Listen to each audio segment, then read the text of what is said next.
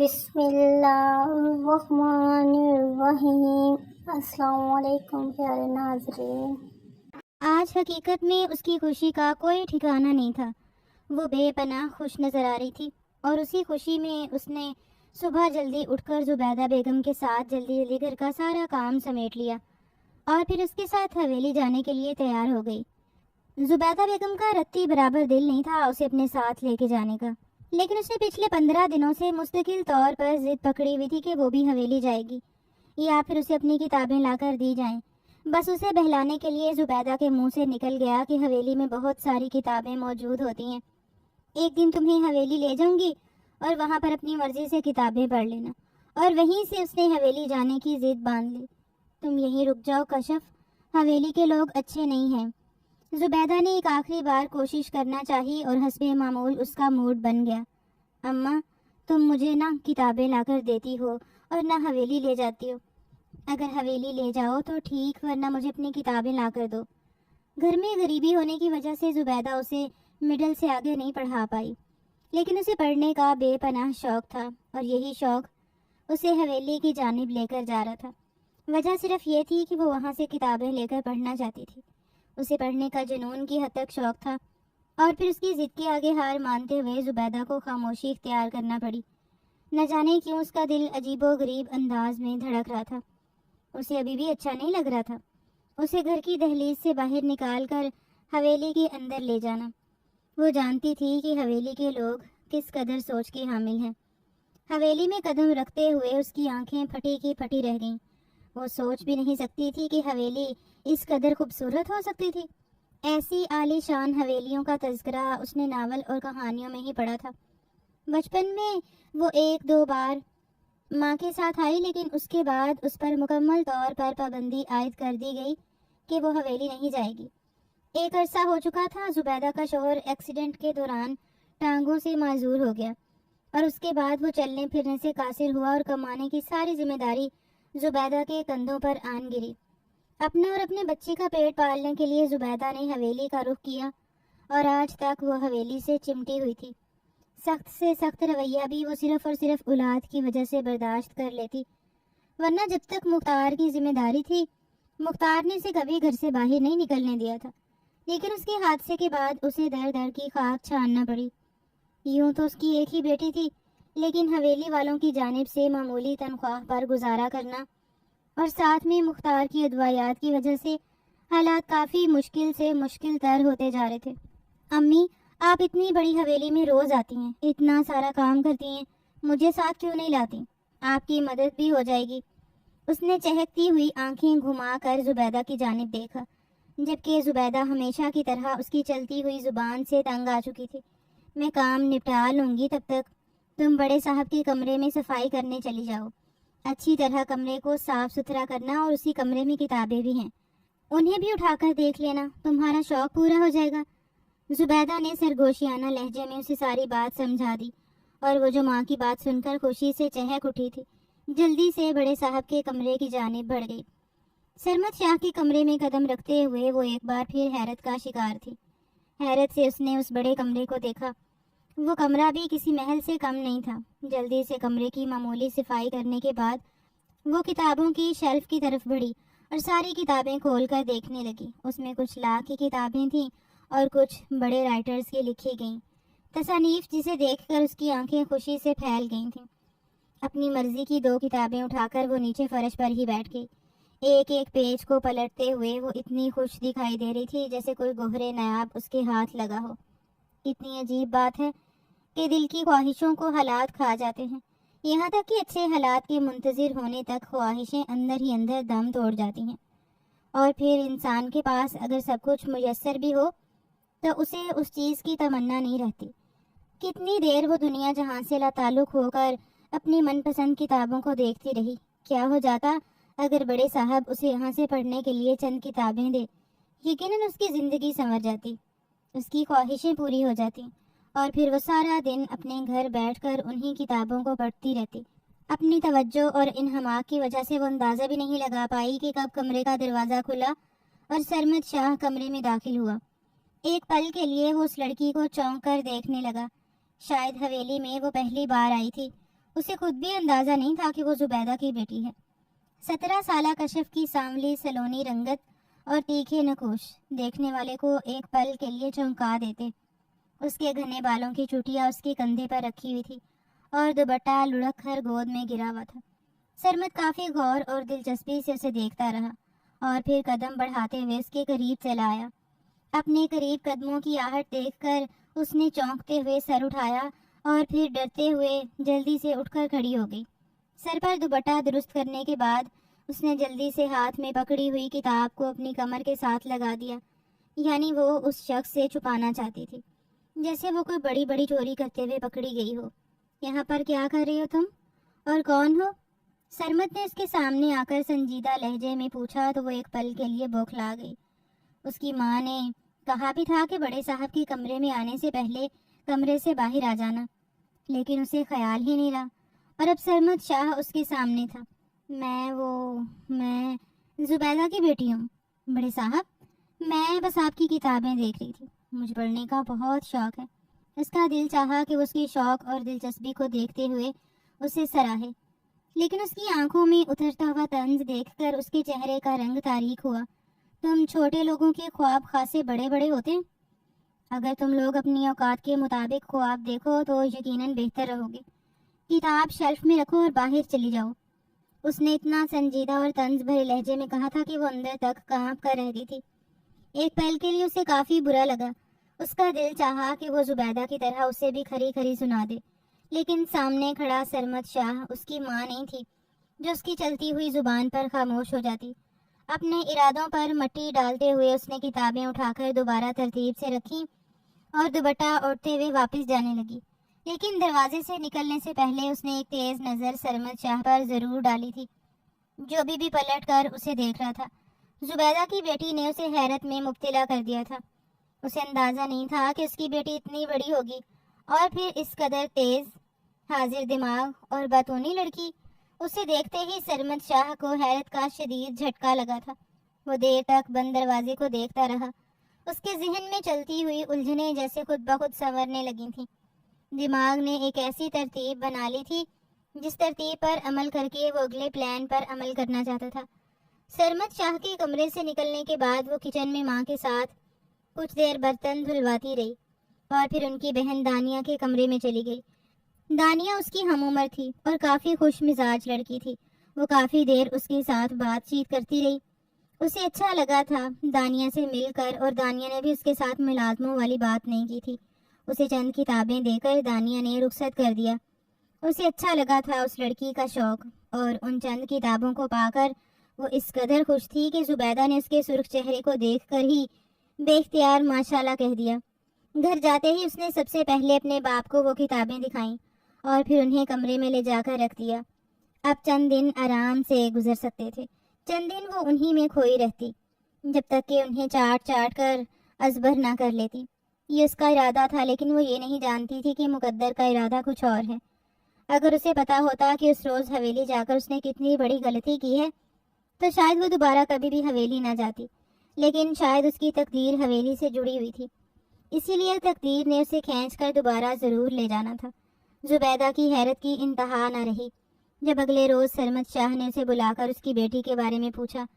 مجھے اچھا لگا تمہاری بیٹی کو پڑھنے کا اس قدر شوق ہے، اور زبیدہ نے مسکراتے ہوئے سر جھکا دیا۔ بڑے صاحب، حالات کی وجہ سے اسے پڑھا نہیں پائی، لیکن ابھی بھی اس کی بہت خواہش ہے جی۔ بہت اچھی بات ہے، لیکن اگر تم اسے اس گھر میں لے کر آؤ گی اور چند ماہ کے لیے اسے مستقل یہیں رہنے دو گی تو وہ پڑھ لکھ جائے گی۔ پرائیویٹ طور پر امتحان دے کر وہ اپنی زندگی سنوار سکتی ہے۔ یہ چند ایسے خواب تھے جو سرمد شاہ اسے دکھا رہا تھا۔ نہیں صاحب، میرا شوہر اکیلا ہوتا ہے اور وہ اپنے باپ کی خدمت کرتی ہے۔ زبیدہ کو اچھا نہیں لگا تھا جوان لڑکی کو حویلی میں چھوڑ دینا۔ وہ حویلی کے رواجوں سے اچھی طرح واقف تھی، لیکن سامنے موجود شخص سرمد شاہ تھا جو کسی کو بھی قائل کرنے کی حیثیت رکھتا تھا۔ اس میں تمہارا ہی بھلا ہے، تمہاری بیٹی کی زندگی سنور جائے گی، میری بہنوں کے ساتھ مل کر وہ پڑھ لکھ لے گی، اور تم فکر نہ کرو، یہاں پر اسے کام کے حوالے سے زیادہ تنگ نہیں کیا جائے گا۔ زبیدہ بس خاموشی سے پلٹ گئی۔ وہ اندر ہی اندر اس بات سے کافی خوف زدہ تھی کہ کشف کو یہاں چھوڑ دیتی۔ شاید مختار کو بھی اس بات پر اعتراض ہوتا لیکن اگر وہ دوسری جانب سے سوچتی تو وہ ایک ماں تھی، اور ہر ماں یہی چاہتی ہے کہ اس کی بیٹی کے خواب پورے ہوں۔ اپنی بیٹی کے خوابوں کی تکمیل کے ساتھ وہ اپنا مستقبل بھی سنوار لے۔ گھر جا کر اس نے سرسری سا ذکر مختار کے سامنے کر دیا، اور مختار اچھا خاصا گڑبڑا گیا۔ وہ حویلی کے لوگوں سے بھی واقف تھا اور دوسری جانب اپنی بیٹی کے خوابوں سے بھی۔ اسے ہمیشہ سے یہ دکھ اندر سے کھوکھلا کر دیتا کہ اگر وہ اپنے پیروں پر کھڑا ہوتا تو ضرور اپنی بچی کے سارے خواب پورے کرتا۔ اماں، اگر تم مجھے وہاں چھوڑ دو اور وہ لوگ مجھے پڑھا دیں تو کیا ہی بات ہو جائے۔ وہ ہمیشہ کی طرح چہک اٹھی تھی۔ اب بھی اس کا معصوم دماغ ساری باتوں کو تسلیم نہیں کر پاتا تھا۔ سرمد شاہ کے رویے کی وجہ سے جہاں اسے مایوسی ہوئی تھی، وہیں اپنی ماں کی زبان سے وہ لفظ سن کر وہ ایک ہی پل میں اس کے سارے برے رویے کو بھول گئی اور ماں کے ساتھ حویلی جانے کے لیے تیار تھی۔ اماں، چند مہینوں کی بات ہے، اور ویسے بھی تم بھی تو سارا دن ادھر ہی رہتی ہو۔ دانیہ میڈم بہت اچھی ہیں، اگر وہ مجھے پڑھا دیں تو دیکھنا میں کتنی جلدی اپنے خوابوں کو پورا کر لوں گی۔ زبیدہ اور مختار خاموش ہو گئے۔ اس کی بڑھتی ہوئی خواہشیں انہیں سر تسلیم خم کرنے پر مجبور کر دیتی تھیں، ورنہ کون چاہتا ہے کہ اپنی جوان بیٹی کو کسی کے بھی گھر چھوڑ دے۔ اس رات اس نے ایک بار پھر ماں سے اس حوالے سے بات کی۔ وہ جتنی ایکسائٹڈ تھی اس کی ماں کو اچھی طرح نظر آ رہا تھا، اور پھر اپنے دل پر پتھر رکھتے ہوئے اگلی صبح انہوں نے اس کے مستقبل کو روشن بنانے کے لیے اور اس کی خواہشات کو پورا کرنے کے لیے یہ فیصلہ کر لیا کہ اسے چند مہینوں کے لیے حویلی چھوڑ دیں گی، اور جب انہیں اندازہ ہو جائے گا کہ حویلی کے لوگ واقعی اس کی تعلیم کے سلسلے میں اس کی مدد کر رہے ہیں تو آگے اسے پڑھنے دیا جائے گا، ورنہ پھر اسے لے کر گھر ہی آ جائے گی۔ چند مہینوں کی بات تھی، اور چند مہینوں میں اگر ان کی بیٹی کا مستقبل، تو اس سے زیادہ وہ کیا مانگتی تھی۔ اگلے دن اپنے چند جوڑوں کو سمیٹ کر وہ جانے کے لیے بالکل تیار تھی۔ ابا، تم فکر نہ کرنا، میں ہر تیسرے روز تمہیں ملنے کے لیے آؤں گی، اور اماں تو ویسے بھی سارا دن میرے پاس رہے گی۔ وہ حد سے زیادہ خوش تھی۔ حویلی کا کھلا ڈلا ماحول، بڑے بڑے خواب اور بڑی بڑی خواہشیں اسے کسی صورت بھی ٹکنے نہیں دے رہے تھے، لیکن وہ یہ نہیں جانتی تھی کہ اپنے لیے وہ جس قدر خسارے کا سودا کر رہی ہے، اگر اسے ذرا برابر بھی معلوم ہوتا تو شاید وہ اپنے سارے خوابوں اور خواہشوں کو توڑتے ہوئے گھر میں رک جاتی۔ وہ اس روز حویلی میں چلی آئی۔ حویلی میں سرمد شاہ، اس کا چھوٹا بھائی احد شاہ اور بہن دانیہ شاہ کے علاوہ ان کے تایا کی فیملی بھی آباد تھی۔ اس کے تایا نے بالغ ہونے کے بعد اپنے بھائی کی جائیداد کو اپنے بھتیجوں کے حوالے کر دیا تھا، اور اس وقت سب کچھ سرمد کے حوالے تھا۔ سرمد نے کچھ عرصہ پہلے ہی اپنی مرضی سے ثانیہ کے ساتھ دھوم دھام سے شادی کی، لیکن شادی کے 2 ماہ بعد ہی ثانیہ اور اس کے درمیان تعلقات خراب ہونے لگے، اور یہی وجہ تھی کہ ثانیہ علیحدگی کی خواہش لیے اپنے ماں باپ کے ساتھ فی الوقت امریکہ میں مقیم تھی۔ اسے علیحدہ ایک سٹور روم دے دیا گیا۔ زبیدہ کو سرمد شاہ نے تسلی دیتے ہوئے یقین دلایا کہ اس کے ساتھ یہاں پر کسی قسم کی زیادتی نہیں کی جائے گی، بس چند مہینوں کے لیے وہ یہیں رکے گی اور پھر چاہے تو اپنی بیٹی کو واپس لے جائے۔ لیکن شاید وہ سرمد کے ارادوں سے واقف نہیں تھی۔ حویلی میں وہ اپنی ماں کے ساتھ کام کاج بھی کروا دیتی۔ 2 دن جتنی آزادی سے گزرے اس کی خوشی کا کوئی ٹھکانہ نہیں تھا۔ 2 دن بہت پرسکون گزرے، جب تک کہ وہ رات نہیں آئی۔ اس رات وہ اپنے سٹور روم نما کمرے میں کتاب کھولے بیٹھی تھی جب باہر سے اسے چیخ و پکار کی آواز آنے لگی۔ اس کا دل چاہا کہ وہ اٹھ کر دیکھے، لیکن پھر اپنے ارادوں پر پانی پھیرتے ہوئے وہ وہیں لیٹی رہی۔ حویلی کے ماحول میں اس کی ماں نے اسے پہلے روز یہ تاکید کی تھی کہ شاہ خاندان کے معاملے میں دخل اندازی مت کرنا۔ وہ لوگ تم پر احسان کر رہے ہیں، لیکن تم ایک معمولی ملازمہ ہو، نہ کہ اس گھر کی فرد۔ اور وہ بھی اسی بات کو پلے باندھ چکی تھی۔ کچھ ہی دیر کے بعد عجیب و غریب آوازیں آنا شروع ہو چکی تھیں، اور یہ آوازیں اتنی سخت تھیں کہ کتاب کو بند کرتے ہوئے وہ دل تھام کر دروازے کے قریب آ گئی۔ نہ جانے باہر کیا ہو رہا تھا، لیکن اسے باہر جانا مناسب نہیں لگ رہا تھا۔ تبھی کچھ دیر بعد اس کے کمرے کا دروازہ زوردار طریقے سے بجنے لگا، اور ایک پل کے لیے اس کی دھڑکن تیز ہو گئی۔ اسے شدید خوف آ رہا تھا۔ ڈرتے ہوئے اس نے جلدی سے دروازہ کھولا، جب سامنے کھڑا سرمد شاہ اسے عجیب و غریب نظروں سے دیکھ رہا تھا۔ تمہیں آواز نہیں آ رہی کیا؟ وہ بوکھلاتے ہوئے انہیں دیکھنے لگی۔ جب سرمد شاہ نے اگلا حکم صادر کیا، باہر آؤ اور احد کو سنبھالو، اسے سمجھ نہیں آئی اسے کیا کرنا چاہیے، لیکن پھر بھی وہ ان کے حکم کی تکمیل کے لیے قدم بڑھاتے ہوئے باہر آ گئی۔ جب لاؤنج میں اس نے پہلی بار احد شاہ کو دیکھا، وہ تقریباً 24 سالہ جوان لڑکا تھا۔ شکل و صورت کے لحاظ سے شاہ حویلی کا شہزادہ معلوم ہو رہا تھا، لیکن اس کے ساتھ ہی اس کی عجیب و غریب حرکتیں دیکھ کر وہ خوف سے چیخ اٹھی۔ اس وقت وہ دیکھنے والے کو بالکل ہی پاگل لگ رہا تھا، جسے سنبھالنا بالکل مشکل تھا۔ سرمد اسے ریلیکس کرنے کی کوشش کر رہا تھا، لیکن وہ آپے سے باہر تھا۔ اس کی حالت دیکھنے لائق نہیں تھی۔ لاؤنج میں موجود ہر چیز کو اس نے تہس نہس کر دیا تھا، اور اس دوران اس کے اپنے ہاتھوں میں بھی زخم آ چکے تھے۔ اسے سمجھ نہیں آئی اسے کیا کرنا چاہیے۔ جب سرمد شاہ کی چنگاڑتی ہوئی آواز پر وہ چل پڑی، چھوٹے شاہ کو سنبھالو، انہیں پانی پلاؤ اور اپنے کمرے میں لے کر جاؤ، اور وہ ان کے حکم پر بس تھر تھر کانپتی انہیں دیکھتی رہی۔ وہ ایک بھرپور مرد تھا، اور اس کے مقابلے میں وہ دھان پان سی لڑکی۔ اسے ذرا برابر امید نہیں تھی کہ وہ اس شخص کو سنبھال لے گی، لیکن اس وقت وہ دونوں جانب سے مجبور اور خوف زدہ تھی۔ اس کے خوف کا کوئی ٹھکانہ نہیں تھا۔ تبھی جلدی سے کانپتے ہوئے ہاتھوں سے گلاس بھر کر وہ آہد کی جانب مڑی، اور آہد نے اسے دیکھتے ہی دور دھکا دے دیا۔ اس کے ہاتھ سے گلاس دور جا گرا اور وہ خود بھی چیختے ہوئے رو پڑی تھی۔ اسے اس وقت شدید خوف محسوس ہو رہا تھا۔ دوبارہ پانی لے کر آؤ آہد کے لیے، اور اپنے ہاتھوں سے پلانا۔ وہ نہیں جانتی تھی یہ کوئی آزمائش تھی یا اس کا امتحان، لیکن اس وقت اس کا دل چاہ رہا تھا کہ وہ حویلی سے بھاگ جائے۔ حویلی کا ماحول مکمل طور پر خوفزدہ کر دینے والا تھا، اور اس کے خوف کا کوئی ٹھکانہ نہیں تھا۔ ایسی سچویشن سے وہ پہلی بار گزر رہی تھی۔ شاید حویلی کے لوگ اس چیز کے عادی ہو چکے تھے، لیکن اسے اس بات کی عادت نہیں تھی۔ کانپتے ہوئے ہاتھوں سے گلاس بھر کر وہ دوبارہ آہد شاہ کے قریب بڑھی، اور سرمد نے سختی سے اس کے ہاتھوں کو تھام لیا۔ آہد کے لبوں سے گلاس لگاتے ہی وہ کانپتا ہوا ہاتھ اس کے شانے پر رکھے کھڑی تھی۔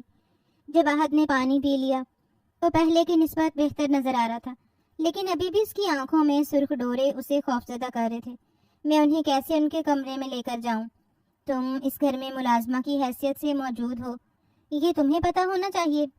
اسے سنبھال کر اس کے کمرے میں چھوڑاؤ، سرمد شاہ کہتے ہوئے اپنے کمرے کی جانب چلا گیا، جبکہ اس کی آنکھوں میں آنسو تیرنے لگے۔ اس کی ماں ٹھیک کہتی تھی، حویلی میں رہ کر اسے جتنی پریشانیوں کا سامنا کرنا پڑے گا وہ سوچ بھی نہیں سکتی تھی۔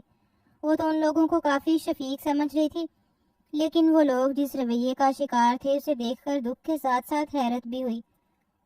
وہ جتنی مشکل سے عہد کو سنبھال کر اس کمرے میں لے کر گئی تھی صرف وہی جانتی تھی۔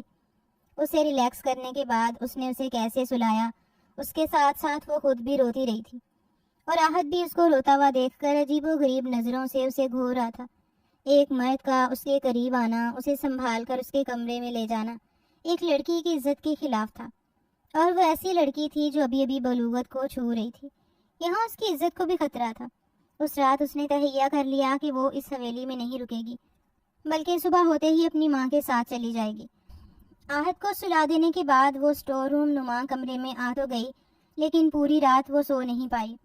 زبیدہ بیگم صبح جیسے ہی اس گھر میں آئی، اس نے زبیدہ سے کہہ دیا کہ وہ اس کے ساتھ ہی اپنے گھر جائے گی، اب یہاں مزید نہیں رکے گی۔ جبکہ اس کی بات سنتے ہوئے زبیدہ کچھ مطمئن ہو گئی۔ کم سے کم اس کے ذہن پر سوار یہ بھوت تو اتر گیا تھا جو اب وہ خود جانے کا ذکر کر رہی تھی۔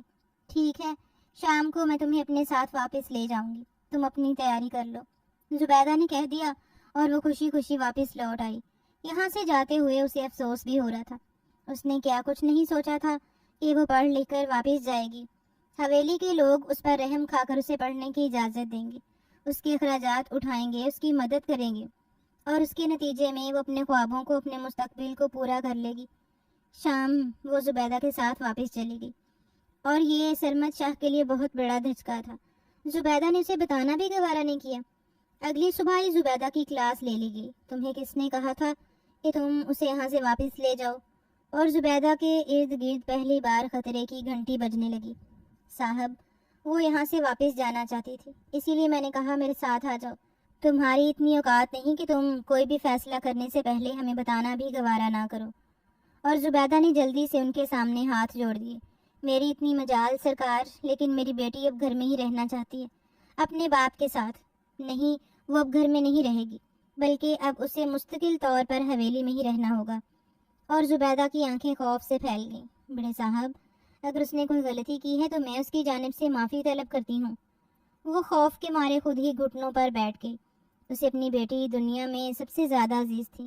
سرمد شاہ کا لہجہ سنجیدہ اور آنکھوں میں عجیب و غریب مغروری پھیلی ہوئی تھی۔ میں تمہیں مختار کے علاج کے لیے 3 لاکھ روپے دوں گا، لیکن تمہیں اس کے بدلے میں اپنی بیٹی کا نکاح احد شاہ سے کرنا پڑے گا۔ اور وہ حیرت اور بے یقینی سے ساکت رہ گئی۔ وہ سوچ بھی نہیں سکتی تھی کہ معاملہ اس حد تک چلا جائے گا۔ اس نے یہ سمجھا تھا کہ اس کی بیٹی کی مدد کرنا حویلی والوں کی نیک نیتی ہے، لیکن وہ یہ نہیں جانتی تھی کہ اس کی بیٹی کی مدد کے عوض اپنے مفاد کے لیے استعمال کرنا حویلی والوں کی ایسی چال تھی جس میں وہ ماں بیٹی بری طرح پھنس چکی تھیں۔ اچھی طرح سوچ لو، لیکن یاد رکھنا یہ ہمارا فیصلہ ہے اور ہم اپنے فیصلے سے پیچھے قدم نہیں بڑھاتے۔ اب تم جا سکتی ہو۔ زبیدہ جانتی تھی کہ اگر وہ انکار بھی کرے گی تو وہ اس کے انکار کو تسلیم نہیں کریں گے۔ سرمد شاہ نے اسے دیکھتے ہی طے کر لیا تھا کہ وہ اس کا نکاح احد شاہ سے کروائے گا۔ اسے سنبھالنے کے لیے کسی نہ کسی لڑکی کی ضرورت تھی۔ اس رات زبیدہ گھر آئی تو وہ حد سے زیادہ بھاری ہوئی تھی۔ اپنی بیٹی کو گلے لگاتے ہی وہ رو پڑی، جبکہ مختار بھی حیرت سے اسے دیکھ رہا تھا۔ اماں، کیا ہوا ہے؟ ایسے کیوں رو رہی ہو؟ اس کا دل پہلی بار اپنی ماں کو دیکھ کر خوف سے دھڑک رہا تھا۔ 2 دن کے بعد تمہارا احد شاہ سے نکاح ہے۔ وہ کرنٹ کھا کر پیچھے جا گری۔ ایسا کیسے ہو سکتا ہے اماں؟ میں احد شاہ سے نکاح کیسے کر سکتی ہوں؟ میں نہیں جانتی، لیکن یہ بڑے صاحب کا فیصلہ ہے اور وہ اپنے فیصلے کی مخالفت برداشت نہیں کرتے۔ اس رات ان کے گھر صفِ ماتم بچھی ہوئی تھی۔ ان کی ایک ہی بیٹی تھی اور وہ بھی حویلی کے مفاد کے لیے استعمال کی جا رہی تھی۔ مختار کی بس میں کچھ نہیں تھا۔ وہ لوگ اچھی طرح جانتے تھے کہ اگر وہ انکار بھی کریں گے تو انہیں شدید ترین حالات کا سامنا کرنا پڑے گا۔ تمہارے بابا کے علاج کے لیے بڑے صاحب 3 لاکھ روپے دینا چاہتے ہیں اور اس کے عوض تمہارا نکاح احد شاہ کے ساتھ۔ سارے حالات کو دیکھتے ہوئے وہ خاموشی سے اٹھ کر کمرے میں چلی گئی۔ سب کچھ ٹوٹ گیا، اس کا خواب، اس کی خواہشیں اور اب اس کی زندگی کا مقصد بھی۔ وہ احد شاہ کے متعلق اچھی طرح جان چکی تھی۔ وہ ضرور کسی نہ کسی بیماری کا شکار تھا، لیکن اس کے ساتھ زندگی گزارنا کتنا مشکل ہو سکتا تھا وہ اچھی طرح جانتی تھی۔ ہو سکتا ہے احد شاہ اسے ایک ہی رات میں ختم کر دے۔ اسے حقیقت میں اس سے خوف محسوس ہو رہا تھا، لیکن اپنے ماں باپ کی زندگی کے لیے وہ کچھ بھی کر سکتی تھی۔ مکمل بے بس ہونے کے باوجود مختار ابھی بھی اس فیصلے کے خلاف تھا۔ وہ کبھی بھی اپنی بیٹی کی زندگی قربان نہیں کر سکتا تھا، لیکن اگلی صبح وہ خود ہی سرمد شاہ کے فیصلے پر مطمئن ہو گئی۔ مجھے کوئی اعتراض نہیں ہے، میں نے کہا کرنے کے لیے تیار ہوں، اس نے کہہ دیا، اور زبیدہ بس خاموشی سے اس کا چہرہ دیکھتی رہی۔ شاید ان کی بیٹی کے پاس آخری حل یہی تھا، وہ جتنی بھی رقم دیں اس سے ابا کا علاج کروا دینا، میں اپنی زندگی ایسے ہی گزار لوں گی۔ بیٹا، لیکن میں تمہیں آگ میں جلتے ہوئے نہیں دیکھ سکتا۔ مختار بے اختیار ہی رو پڑا اور کشف نے آگے بڑھ کر اس کے ہاتھوں کو تھام لیا۔ نہیں ابا، اگر میرے مقدر میں یہی لکھا ہے تو یہی صحیح۔ وہ شاہ خاندان کے ہاتھوں اپنے ماں باپ کو ذلیل ہوتا ہوا نہیں دیکھ سکتی تھی، اسی لیے دل پر پتھر رکھتے ہوئے اس نے وہ فیصلہ کر لیا۔ اگلے 2 دنوں تک گھر میں معمولی سی چہل پہل ہوتی رہی۔ اس کے لیے زرگ برگ لباس بنوائے گئے، لیکن اسے ان لباسوں سے کوئی فرق نہیں پڑتا تھا۔ ارد گرد محلے کی لڑکیاں اسے خوش قسمت تصور کر رہی تھیں، لیکن حقیقت وہ جانتی تھی۔ سارے گاؤں والوں کے سامنے سرمد شاہ نے نکاح کی تقریب رکھی۔ وہ سب کو بتانا چاہتا تھا کہ وہ ایک غریب بچی کا بھلا کرتے ہوئے اسے اپنے بھائی کی زندگی میں شامل کر رہے، لیکن حقیقت اور اصلیت سب کے سامنے تھی۔ سبھی جانتے تھے کہ احد شاہ کسی بڑی بیماری کا شکار ہے، جس کی وجہ سے اسے پاگل پن کے دورے پڑتے ہیں، اور کچھ لوگوں کا خیال تھا کہ شاہ حویلی کے مکینوں کے پاس دولت کی ریل پھیل ہے۔ احد شاہ کے ساتھ ساتھ اس لڑکی کو پیش بہا دولت بھی تو مل رہی تھی، اور ویسے بھی اس میں مختار اور زبیدہ کی ہی کامیابی تھی۔ اگر ان کی بیٹی اتنے بڑے خاندان میں بیاہ کر چلی جاتی، اس روز اسے باقاعدہ دلہن کی طرح سجایا گیا۔ دلہن بنی وہ اپنی مہندی لگے ہاتھوں کو دیر تک دیکھتی رہی، جن میں جگمگاتا ہوا احد کا نام اسے عجیب و غریب احساسات میں مبتلا کر رہا تھا۔ وہ نہیں جانتی تھی کہ وہ شخص اس کے متعلق کچھ جانتا بھی ہے یا نہیں، یا اسے اپنی آنے والی زندگی کا علم بھی ہوگا یا نہیں، لیکن اب اس کا شوہر بننے جا رہا تھا۔ اب اسے تا عمر اس شخص کے ساتھ ہی رہنا تھا، اس کے ہر نقصان کو برداشت کرنا تھا اور اسی پاگل پن کے ساتھ زندگی گزارنی تھی۔ دلہن بن کر اس کی سانولی رنگت گندن کی مانند چمک رہی تھی۔ شاید اس نے زندگی میں پہلی بار اتنا مہنگا لباس پہنا تھا۔ مہنگے لباس، مہنگی جھولری کے ساتھ بیوٹیشن کی مہارت نے اسے سنوار کر رکھ دیا۔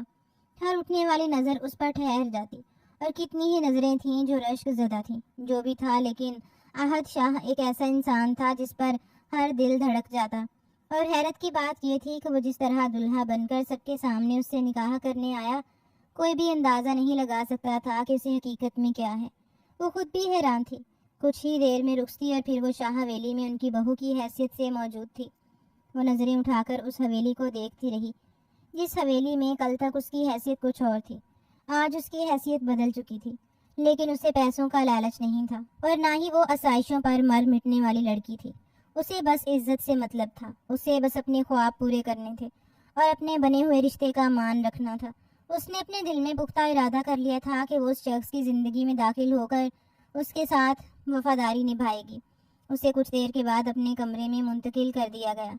کمرے کو ہلکی پھلکی سجاوٹ سے سجا رکھا تھا، لیکن ارد گرد نظر ڈالتے ہوئے اسے اندازہ ہو گیا کہ کمرے کو ہر نقصان پہنچانے والی چیز سے دور رکھا گیا ہے۔ ارد گرد کوئی بھی نوکیلی یا بھاری چیز موجود نہیں۔ شاید سب کو ہی عہد سے خطرہ تھا اور اس وقت اس کا دل بھی آنے والے خدشات کے لیے دھڑک رہا تھا۔ وہ عام دلہنوں کی طرح ملن کے جذبات سے شرمندہ نہیں تھی، بلکہ وہ اپنے دلہے کی کنڈیشن سے خوفزدہ تھی۔ اسے آنے والے حالات خوفزدہ کر رہے تھے۔ نہ جانے وہ اس کے ساتھ کیا سلوک کرتا اور نہ جانے ان دونوں کے درمیان کیا بات چیت ہوتی۔ لیکن کچھ دیر کے بعد وہ اندر داخل ہوا۔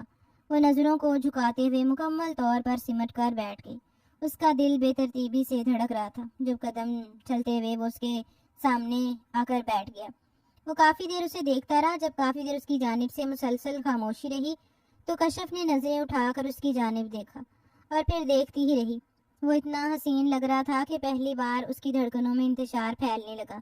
وہ خوبصورت دلکشی سے اس کی جانب دیکھ رہا تھا اور اس کی تاب شدہ نظروں سے نظریں ہٹانا اس کے لیے بھی مشکل ہو رہا تھا۔ وہ کافی دیر سے اسے دیکھتی رہی۔ دل میں عجیب و غریب خیالات گڈمڈ ہو رہے تھے۔ اس نے اس رات اسے دیکھا تھا تو وہ کچھ اور تھا، لیکن اس وقت اس کے سامنے بیٹھا واحد شاہ کچھ اور تھا۔ تم بہت خوبصورت ہو، اس نے نرمی سے اس کا ہاتھ تھامتے ہوئے کہا۔ وہ بے یقینی سے اسے دیکھتی رہی۔ وہ اس کی آواز سن رہی تھی، اس کی دھڑکنوں کو سن رہی تھی اور اس کے چہرے پر پھیلے ہوئے تاثرات کو دیکھ رہی تھی۔ کیا وہ حقیقت میں سب کچھ کہہ رہا تھا یا اسے کسی حسین خواب نے چھو لیا تھا؟ اگر حقیقت میں اس کے سامنے بیٹھا ہوا احد ایسا ہی تھا تو اسے اپنی قسمت پر رشک زدہ ہونا چاہیے تھا۔ احد آہستگی سے اس کے قریب آ گیا، نرمی سے اسے زیورات سے آزاد کرتے ہوئے اس نے اس کا دوپٹہ اتار کر سائڈ پر رکھ دیا۔ جوڑے سے اس کے بالوں کو آزاد کرتے ہوئے وہ اس کی ہلکی پھلکی سرگوشیوں میں باور کروا رہا تھا کہ وہ اسے کتنی خوبصورت لگ رہی ہے۔ اسے اندازہ ہو چکا تھا کہ وہ اسے زیادہ اس کے متعلق کچھ نہیں جانتا، بس اسے یہی معلوم ہے کہ وہ اس کی بیوی ہے اور بہت خوبصورت ہے۔ یہ لمحات، یہ احساسات بالکل ایسے ہی تھے جیسے اس نے ناولوں میں پڑھ رکھا تھا، جیسے اس کے لیے حقیقت میں کوئی حسین شہزادہ آسمان سے اتر رہا تھا اور آتے ہی اس کی دھڑکنوں پر براجمان ہو گیا۔ وہ رات اس کی سوچ سے زیادہ حسین تھی۔ احد شاہ نے اسے سراہا تھا، اسے خوبصورت کہا تھا اور پھر اس نے یقین کر لیا کہ وہ واقعی دنیا میں سب سے زیادہ خوبصورت لڑکی ہے۔ وہ اس کی گردن پر ہلکے بوسے دیتا رہا، اس کے حسین و جمیل بدن کے ساتھ کھیلتے ہوئے اس نے اس کی دھڑکنوں کے ساتھ بھی کھیلا تھا، یعنی وہ اس کے احساسات پر مکمل طور پر براجمان ہو چکا تھا۔ یہ سچ تھا کہ وہ اس کی زندگی میں آنے والا پہلا شخص تھا جو اس کے اس قدر قریب آیا اور پھر اس کی دھڑکنوں میں سما گیا۔ اسے یہ اقرار کرنے میں دیر نہیں لگی کہ محبت پہلی نظر میں اس قدر ظالمانہ طریقے سے حملہ آور ہوتی ہے۔ وہ محبت کے سامنے ریز ہو گئی، وہ اس کی باہوں میں سمٹ گئی اور احد نے اسے اپنی باہوں میں سمیٹ لیا۔ وہ زیادہ باتیں نہیں کرتا تھا، لیکن ان دونوں کے درمیان ایک حسین رشتے کا آغاز ہو چکا تھا۔ اس نے اسے بیوی کے طور پر تسلیم کر لیا اور وہ رات اس کے لیے ایک خوبصورت خواب کی مانند بن گئی۔ لیکن جتنی خوبصورت وہ رات تھی، آنے والی صبح اتنی ہی بھیانک تھی۔ صبح اس کی آنکھ کھلی تو کتنی ہی دیر وہ چھت کو دیکھ کر اپنی رات کے بارے میں سوچتی رہی۔ ایک خوبصورت مسکراہٹ اس کے لبوں پر پھیل گئی۔ وہ ضرور جا کر ماں کو بتائے گی کہ اس کی زندگی میں کس قدر خوبصورتی کا آغاز ہوا ہے۔ کروٹ بدل کر اس نے پاس لیٹے ہوئے احد کو دیکھا، جو سوتے ہوئے اتنا معصوم لگ رہا تھا کہ وہ بے اختیار ہی اسے دیکھتی رہی۔ نرمی سے ہاتھ بڑھا کر اس نے اس کے ماتھے پر بکھرے ہوئے بالوں کو سنوارا اور تبھی کھسمساتے ہوئے احد نے آنکھ کھولی اور اس کی آنکھوں میں اجنبیت دیکھ کر وہ کافی حیران ہوئی۔ کیا ہوا؟ کیا دیکھ رہے ہیں؟ اس نے نرمی سے اس کے قریب آتے ہوئے پوچھا۔ جب احد نے ڈرتے ہوئے اسے خود سے دور دھکیل دیا، وہ جلدی سے اٹھتے ہوئے اس سے دور ہو گئی۔ کیا ہوا احد؟ آپ کی طبیعت ٹھیک ہے؟ اس نے ایک بار پھر اس کے قریب آنا چاہا جب احد تیزی سے اٹھتے ہوئے اس کی جانب بڑھا اور اسے اٹھا کر بیڈ پر پھینک دیا۔ اس کا چہرہ بے تحاشا سرخ تھا۔ وہ فرش پر ہی بیٹھ گیا اور اپنے بالوں کو نوچتے ہوئے گھبراہٹ کا شکار نظر آ رہا تھا، اور پھر ایک ہی پل میں اس نے ساری سجاوٹ کو نوچ نوچ کر پھینک دیا۔ اسے سمجھ نہیں آ رہی تھی کہ ایک پل میں اسے کیا ہو گیا، لیکن اس وقت وہ بے تحاشا خوفزدہ تھی۔ اسے اپنی حسین صبح کا انتظار تھا، لیکن یہ حسین صبح اتنی بدنما تھی، اسے اس بات کا اندازہ نہیں تھا۔ وہ ایک بار پھر ڈرتے ڈرتے اس کے قریب گئی اور راحت نے اسے ایک بار پھر دور دھکیل دیا۔ تم کون ہو؟ تم یہاں کیا کر رہی ہو؟ وہ اسے اجنبی نظروں سے دیکھتے ہوئے پوچھ رہا تھا، اور وہ اسے سنبھالنے کی کوشش میں ہلکان ہو رہی تھی۔ کمرہ مکمل طور پر تہس نہس ہو چکا تھا۔ وہ چیخوں سے بے حال ہو گیا، اور تبھی وہ دوڑتے ہوئے سرمد شاہ کے کمرے کی جانب بڑھی۔ دروازے کو دستک دیتے ہوئے اس نے سرمد شاہ کو پکارنا شروع کر دیا، جبکہ وہ ایک پل میں ہی نیند سے بیدار ہوا تھا۔ تیزی سے بھاگتے ہوئے آہت کے کمرے کی جانب بڑھا اور اسے پانی لانے کو کہا۔ کچن میں جا کر وہ پانی لے آئی، اور سرمد نے اسے پانی کے ساتھ ایک چورن نما دوا کھلا دی۔ کچھ دیر کے بعد وہ بیڈ پر لیٹ گیا اور پھر آہستہ آہستہ نیند کی وادیوں میں اتر گیا۔ وہ شدید خوفزدہ تھی۔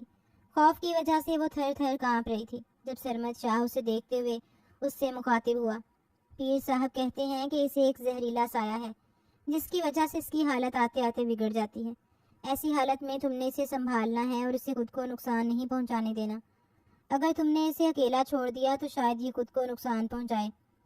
پیر صاحب مخصوص جڑی بوٹیوں سے اس کا علاج کر رہے ہیں، اور ان کی جانب سے یقین دہانی ہے کہ یہ جلد ہی ٹھیک ہو جائے گا۔ وہ بس خاموشی سے سر جھکائے بیٹھی رہی۔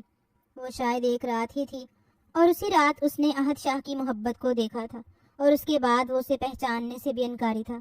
تقریباً 3 دنوں تک مسلسل وہ اس کے ارد گرد منڈلاتی رہی، اسے یہ احساس دلاتی رہی کہ وہ اس کی بیوی ہے۔ وہ اس سے مخاطب ہو، اسے ایک دوست کی حیثیت سے بھی ٹریٹ کیا، لیکن وہ نہ ہی اس سے بات کرتا اور نہ ہی اس کی کوئی بات سنتا، بلکہ اس کی بحث کے بدلے میں وہ خود کو نقصان پہنچانے کی کوشش کرتا۔ چیخوں سے بے حال ہو کر وہ اپنے بالوں کو نوچنا شروع کر دیتا، اور اس کے ساتھ ساتھ اس کا جسم مکمل طور پر اکڑ جاتا۔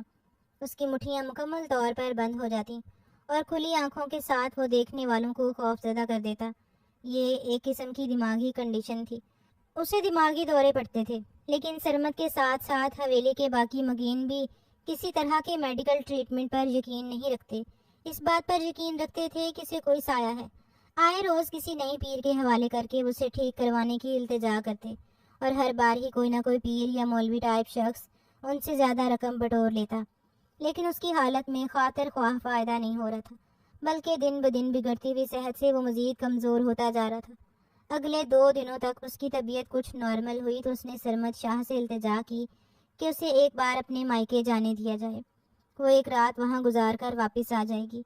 اسے ماں تو آ کر مل جاتی، لیکن اپنے باپ کی وجہ سے وہ کافی پریشان تھی۔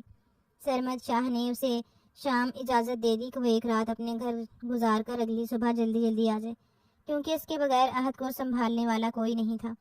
حقیقت میں ان لوگوں کو احد کو سنبھالنے کے لیے ایک نوکرانی چاہیے تھی، ایسی نوکرانی جو رات دن اس کے ساتھ زندگی گزارتی، اور اسی وجہ سے ان لوگوں نے اس کا نکاح احد کے ساتھ کروایا۔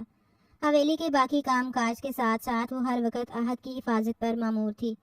مختار کے گلے لگتے ہوئے وہ بری طرح رو پڑی۔ اس نے جس طرح کی زندگی کے خواب دیکھے تھے، یہ زندگی اس کے بالکل ہی مخالف تھی، جبکہ اس نے ایسا نہیں سوچا تھا۔ مختار نے اسے تسلی دیتے ہوئے یقین دلایا کہ وہ ایک دن ضرور ٹھیک ہو جائے گا۔ حویلی والوں کے پاس دولت کی ریل پھیل ہے، وہ اگر چاہیں تو بیرون ملک سے کسی اچھے ڈاکٹر سے اس کا علاج کر سکتے ہیں، لیکن وہ اپنی دقیانوسی سوچ کی وجہ سے اسے مزید بیماریوں کے حوالے کر رہے ہیں۔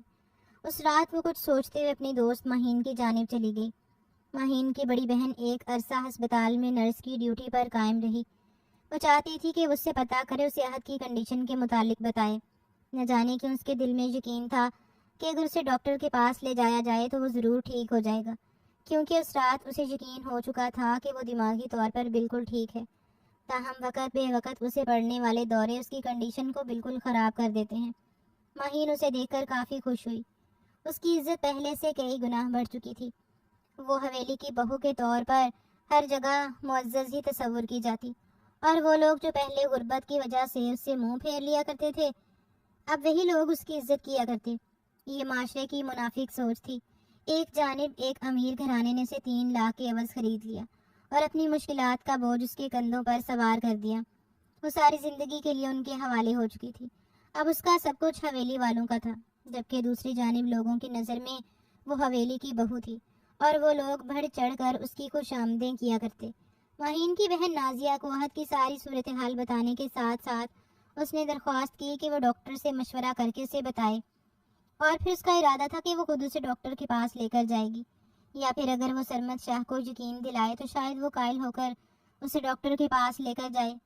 لیکن وہ یہ نہیں جانتی تھی کہ یہ محض اس کی خام خیالی ثابت ہو سکتی ہے۔ نازیہ نے ڈاکٹر سے فون پر بات کی اور کچھ ہی منٹوں میں اس کے مسئلے کا حل نکل گیا۔ ڈاکٹر نے اسے خود بات کی اور اسے اچھی طرح سمجھایا کہ یہ زیادہ تر ماہر نفسیات کا کام ہے۔ اگر تم اسے کسی بہترین ماہر نفسیات کے حوالے کرو تو یہ بیماری قابل علاج ہے۔ ڈاکٹر نازش کے مطابق وہ بائی پولر ڈس آرڈر نامی کسی نفسیاتی بیماری کا شکار تھا، جو کہ بالکل قابل علاج بیماری تھی۔ اس روز اسے اچھی خاصی تسلی ہو گئی کہ اگر وہ ڈاکٹر کے پاس جاتی تو وہ یقیناً ٹھیک ہو سکتا تھا۔ لیکن اب اگلا مرحلہ تھا سرمد شاہ کو اس کے بارے میں قائل کرنا۔ اس شام گھر جا کر اس نے ڈرتے ڈرتے سرمد شاہ سے بات کی تو وہ آپے سے باہر ہو گیا۔ تم کیا سوچتی ہو میرا بھائی پاگل ہے تو تم اسے پاگل خانے میں داخل کروانا چاہتی ہو؟ جبکہ اس کی بات سن کر وہ خود بھی بوکھلاہٹ کا شکار ہو گئی۔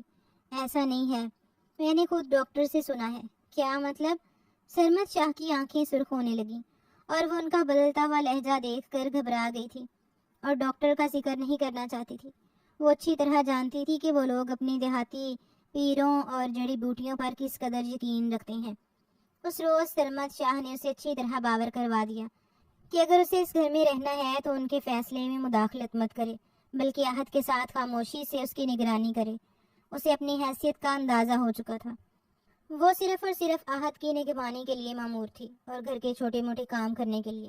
اگلا مرحلہ تھا نادیہ سے بات کرنا، اور اب وہ چاہتی تھی کہ وہ دانیہ سے بات کرے، لیکن وہ وقت آنے سے پہلے ہی اس شام ایک بار پھر عہد کو شدید قسم کے پاگل پن نے گھیر لیا۔ اس رات اس نے کمرے میں آتے ہی کشف کا گلا دبانا شروع کر دیا۔ وہ سوچ بھی نہیں سکتی تھی کہ اس کے ساتھ ایسا بھی ہو سکتا ہے۔ وہ مستقل طور پر اس کا گلا دباتا رہا اور وہ اپنے بچاؤ میں اسے دور دھکیلتی رہی۔ تم یہاں پر کیا کر رہی ہو؟ کون ہو تم؟ بتاؤ مجھے، وہ چیختے ہوئے اس سے پوچھ رہا تھا، جبکہ کشف کو یقین ہو گیا کہ اس کی زندگی کی آخری شام ہے، آج وہ اسے زندہ نہیں چھوڑے گا۔ تبھی کمرے کا دروازہ کھلا اور ملازمہ اندر داخل ہوئی۔ شاید وہ چیخو پکار سن کر اندر داخل ہوئی تھی، اور کشف کو اس حالت میں دیکھ کر اس نے جلدی سے عہد کو ہٹا کر کشف کو اس کے چنگل سے آزاد کروایا۔ وہ شدید خوف زدہ ہو چکی تھی۔ رو رو کر اس نے خود کو ہلکان کر لیا، اور اسی رات وہ سب کے سو جانے کے بعد اپنے کپڑے اٹھا کر حویلی سے باہر جانے لگی۔ لیکن شاید مقدر اس کے ساتھ نہیں تھا۔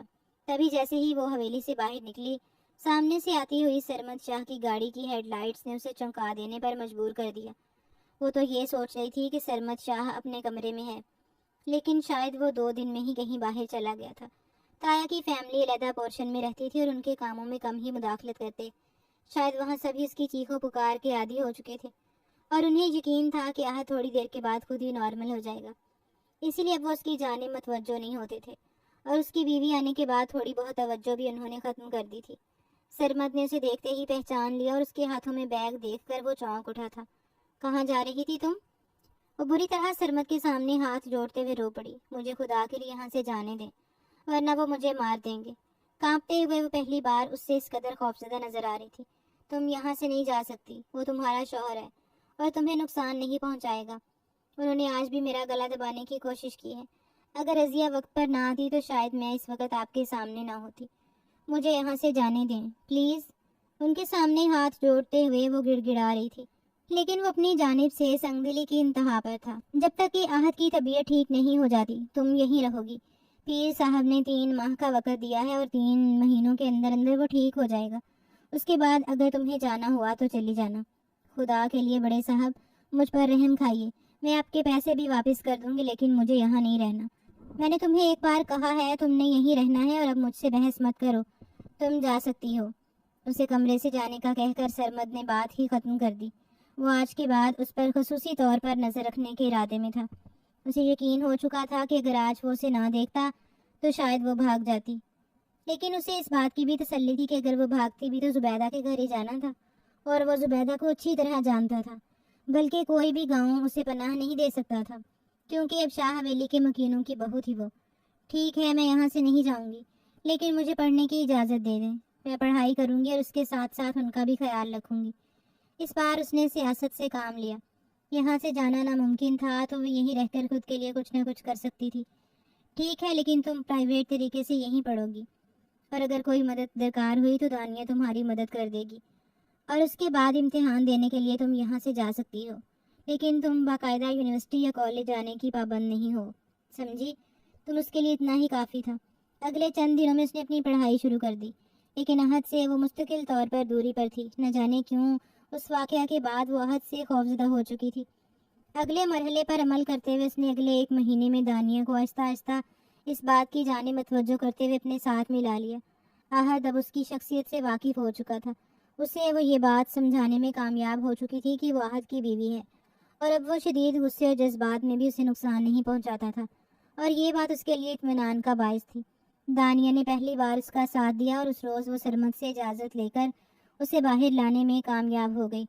ڈرائیور کے ساتھ گاڑی میں باہر آ کر دانیہ اور وہ اسے ڈاکٹر نازش کے پاس لے کر گئے تھے، اور ڈاکٹر نازش نے ہی انہیں اچھی ماہر نفسیات کے حوالے کر دیا۔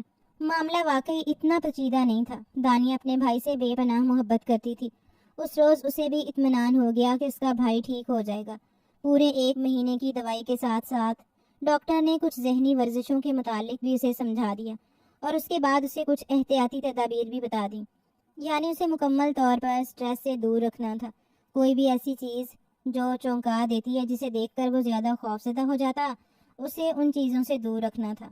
وہ دوا لے کر تو آ گئی، لیکن اسے ایک بار دانیہ کے ساتھ مل کر اس سارے معاملے کو مخفی رکھنا تھا، اور اسی لیے اسے کسی سے بھی اس متعلق کوئی بات نہیں کرنی۔ اسے ٹائم پر دوا کھلاتے ہوئے وہ ذہنی طور پر بھی آمادہ کر چکی تھی کہ وہ بیمار نہیں ہے۔ اسے آہستہ آہستہ ساری چیزوں کے بارے میں بتاتی رہی۔ وہ بھی اس سے اچھا خاصا مانوس ہو چکا تھا، اس حد تک کہ وہ اس سے سب چاہتا تعلقات بنا لیتا۔ ان دونوں کے درمیان مضبوط تعلقات تھے۔ صرف 1 ماہ میں ہی دوا استعمال کرنے کے بعد نوبت یہاں تک آ گئی کہ جو دورے اسے دن میں 1-2 مرتبہ پڑتے تھے، یا 15 دنوں میں صرف 1 ہی بار پڑتے۔ وہ اس نفسیاتی دورے کا شکار ہوا۔ وہ ذہنی طور پر زیادہ تیز نہیں تھا، لیکن اس کے باوجود وہ اس کے رشتے کو خود پر مقدم سمجھتا تھا۔ وہ دانیہ سے بھی محبت کرتا تھا۔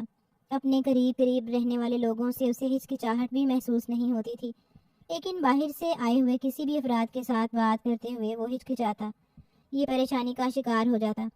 اسی لیے کشف اسے خود بھی ایسی باتوں سے دور رکھتی تھی، اور ایسے معاملات خود سنبھال لیتی۔ اس کے ساتھ ساتھ وہ اپنی پڑھائی پر بھی فوکس کیے ہوئے تھی۔ دانیہ ہر معاملے میں اس کی مدد کر رہی تھی۔ اسے بہت خوشی تھی کہ دانیہ نے اس کا ساتھ دیا، ورنہ وہ خود اکیلی کسی قابل بھی نہیں تھی۔ حویلی میں اتنا عرصہ رہنے کے باوجود وہ حویلی کے لوگوں سے گھل مل نہیں پائی۔ وہ ان کے بنائے ہوئے اصولوں سے چڑتی تھی، ان کی دھکیانوسی سوچ سے الجھنوں کا شکار ہوتی۔ سرمد اور دانیہ کے درمیان تعلقات مزید خراب ہوتے جا رہے تھے، اور سرمد کچھ وقت کے لیے عہد سے مکمل طور پر غافل ہو چکا تھا، لیکن اسے بھی عہد میں رونما ہونے والی تبدیلی خاصی حیران کن نظر آ رہی تھی۔ اگلے ماہ بھی وہ اسے دانیہ کے ساتھ مل کر ڈاکٹر کے پاس لے گئی، اور تقریباً 5 ماہ کے عرصے میں وہ بالکل ہی صحت یاب ہو گیا۔ دماغی دورے اب نہ ہونے کے برابر تھے۔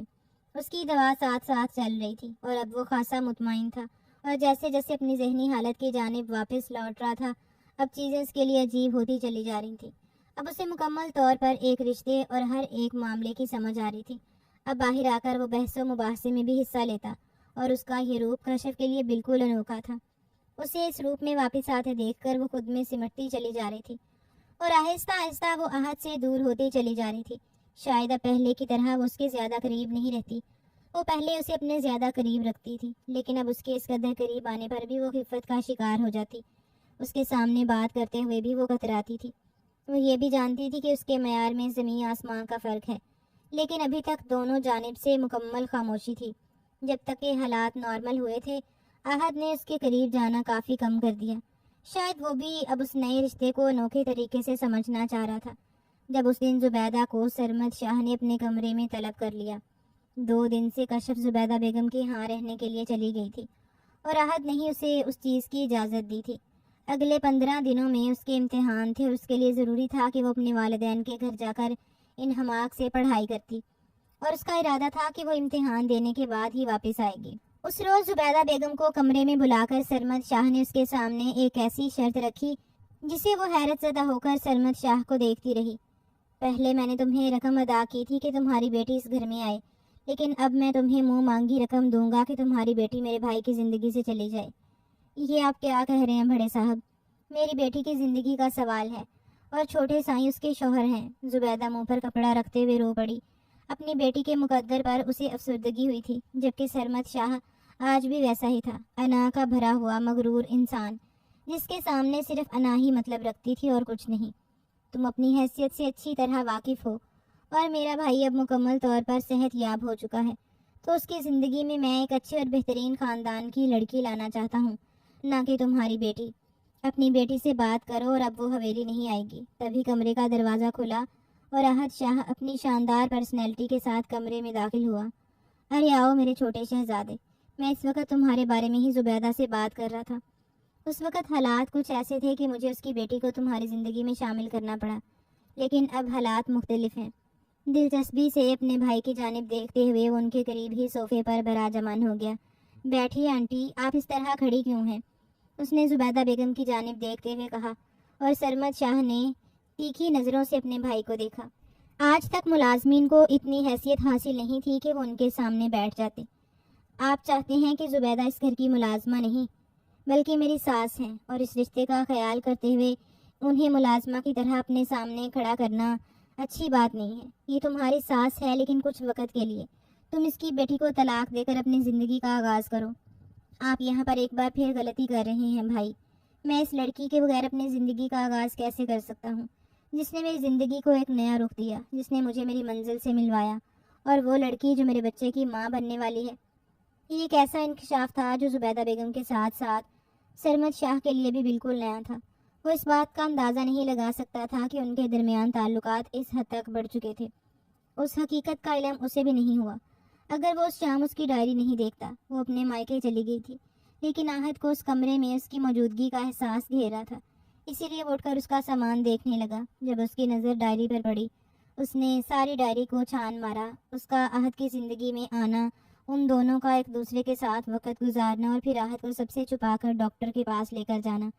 اس نے آخری بار صفحے پر یہی لکھا تھا، میں نہیں جانتی کہ ان کا اور میرا ساتھ کہاں تک رہے گا، لیکن ان کی نشانی میرے پیٹ میں موجود ہے، اور اس حیثیت سے میں پرسکون ہوں کہ ان کی نشانی کے ساتھ میں ساری عمر گزار سکتی ہوں۔ اس احساس کے ساتھ وہ کتنی ہی دیر اس کمرے میں اپنی نم آنکھوں کے لیے بیٹھا رہا۔ وہ لڑکی اس کے لیے خدا کا کوئی معجزہ تھی۔ اٹھ کر دانیہ کے پاس چلا گیا، اور پھر دانیہ نے اسے ساری حقیقت بتا دی۔ جس طرح ان دونوں نے اسے ڈاکٹر کو دکھا کر اس کا علاج کروایا اور پھر اس معاملے کو سب سے مخفی رکھا، اس نے دانیہ کو سینے سے لگاتے ہوئے اس کے ماتھے پر بوسہ دیا۔ اس کی بہن اس کے لیے بیٹی کا درجہ رکھتی تھی، اور اب وقت تھا اپنی دوسری محسنہ کے ساتھ قدم سے قدم ملا کر کھڑے ہونے کا۔ اس کی اولاد کے بارے میں جان کر سرمد شاہ خاموش ہو گیا۔ وہ اس لڑکی سے جان چھڑا سکتا تھا، لیکن اپنے بھائی کی اولاد کو کبھی بھی نہیں چھوڑ سکتا تھا، وہ بھائی جو اس کے لیے خود اولاد کی حیثیت رکھتا تھا۔ اس روز وہ آخری پیپر دے کر باہر آئی تو سامنے بائک پر کھڑے شخص کو دیکھ کر حیران رہ گئی۔ وائٹ ٹی شرٹ میں چشمہ لگائے وہ اسے بالکل کسی ہیرو کی طرح لگ رہا تھا۔ کتنی ہی دیر وہ بنا پلک جھپکائے اسے دیکھتی رہی۔ جب وہ بائک لے کر اس کے قریب آ گیا، محترمہ، اب اسی طرح دیکھنے کا ارادہ ہے یا پیچھے بھی بیٹھنا ہے؟ لیکن ہم کہاں جا رہے ہیں احد؟ جہاں میں لے کر جاؤں، اس نے کہہ دیا، اور وہ مدھم سا مسکراتے ہوئے اس کے پیچھے بیٹھ گئی۔ احد نے بہت احتیاط کے ساتھ بائک چلائی تھی۔ وہ اسے لے کر ایک ریسٹورنٹ میں چلا آیا، جہاں ان دونوں کے لیے خاصا اہتمام کیا گیا تھا۔ شاید اس نے پہلے ہی ان لوگوں کو کہہ رکھا تھا، تبھی اتنے پرتپاک طریقے سے ان دونوں کا استقبال کیا گیا۔ وہ بے یقینی سے اس سجے سجائے ماحول کو دیکھ رہی تھی، جو اتنا فسواں خیز تھا کہ اس کی دھڑکنوں میں بے ترتیبی سی پھیل رہی تھی۔ میری زندگی میں آ کر اسے حسین بنانے کے لیے بہت شکریہ، میں تا عمر تمہارا احسان مند رہوں گا۔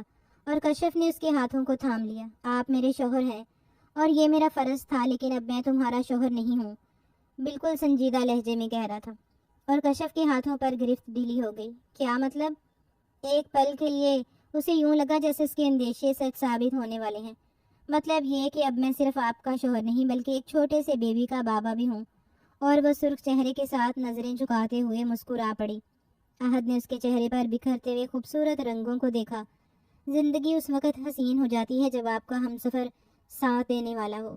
جب ہمسفر ساتھ دیتا ہے تو کائنات کی ہر چیز آپ کی حمایت میں کھڑی ہو جاتی ہے، اور یہ قانون قدرت بھی ہے۔ اور قانونی محبت بھی۔